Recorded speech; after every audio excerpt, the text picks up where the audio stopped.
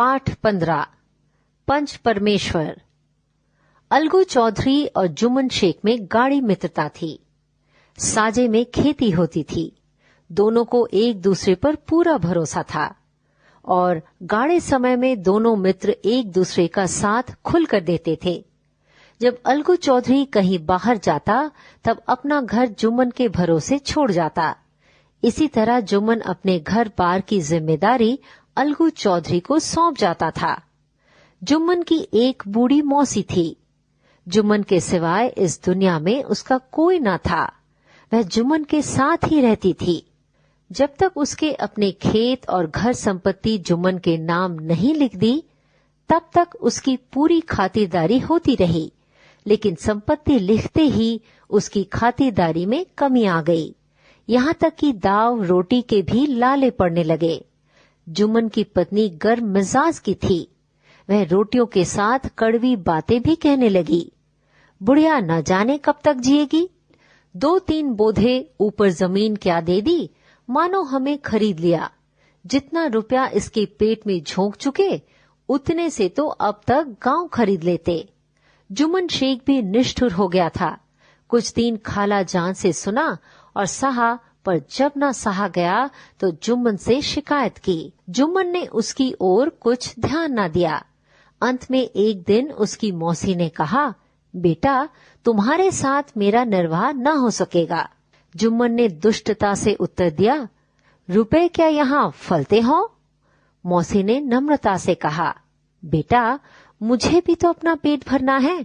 जुम्मन ने क्रुद्ध होकर कहा, तो कोई ये थोड़े ही समझा था कि तुम मौत से लड़कर आई हो? अब मौसी के पास पंचायत बुलाने के अलावा और कोई चारा ना था। मौसी ने दौड़ धूप करके पंचायत बिठाई। जब सरपंच चुनने की बात पर जुम्मन आनाकानी करने लगा तब मौसी ने अलगू चौधरी को अपना सरपंच चुना। अलगू चौधरी ने कहा, जुम्मन मेरा मित्र है, मुझे सरपंच मत बनाओ।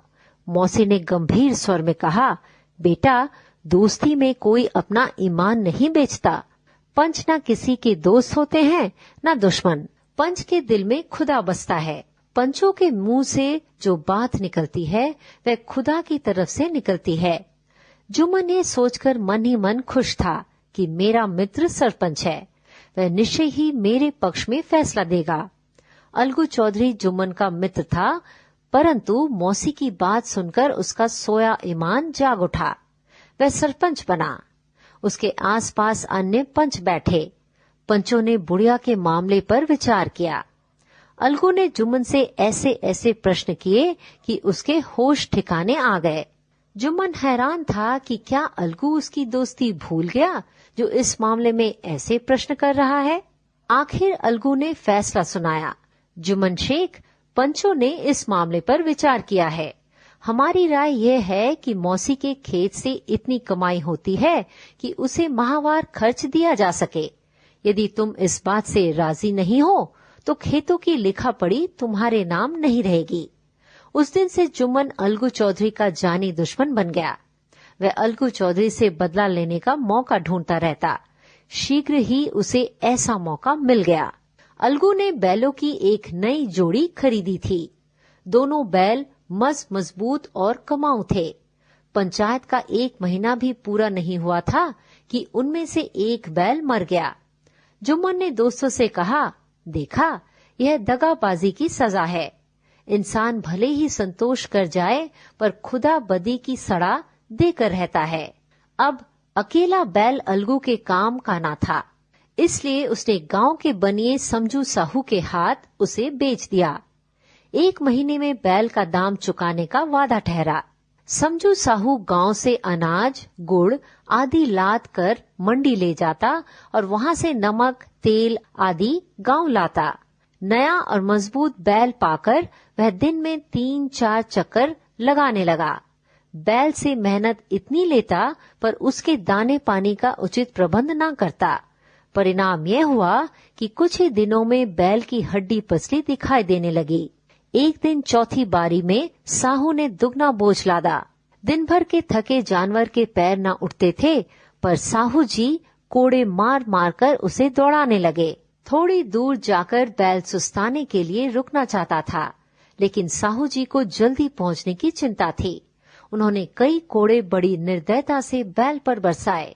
बैल ने जी जान से जोर लगाया, पर अब शक्ति ने जवाब दे दिया।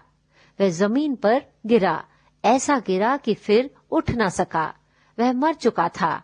इस घटना को हुए कई महीने बीत चुके थे। अलगू जब समझू से अपने बैल के दाम मांगता, तब समझू उसे जली कटी सुनाता। हारकर अलगू को पंचायत बुलानी पड़ी।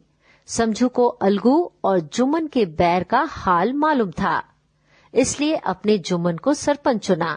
सरपंच के आसन पर बैठते ही जुम्मन का मत बदल गया। वह अलगू से अपना पुराना बैर भाव भूल गया।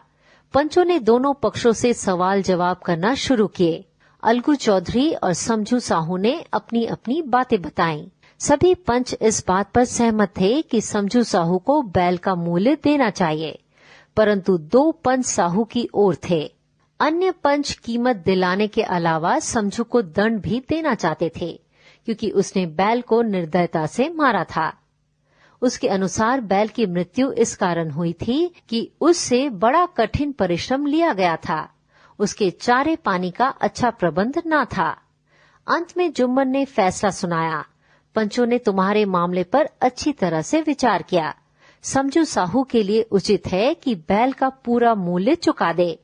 जिस वक्त उसने बैल खरीदा था, उस समय उसे कोई बीमारी न थी। अगर उसी समय अलगू ने पूरी कीमत ले ली होती, तो पंचायत के सामने यह सवाल ही न उठाया जाता।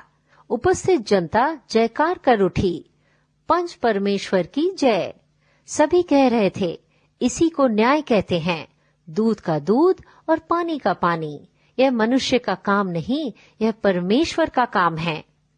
थोड़ी देर बाद जुम्मन अलगू के पास आया और उसके गले लिपटकर बोला, भैया, जब से तुमने मेरी पंचायत की, तब से मैं तुम्हारा शत्रु बन गया था, पर आज मुझे पता चला कि पंच के पद पर बैठकर न कोई किसी का मित्र रहता है, न शत्रु।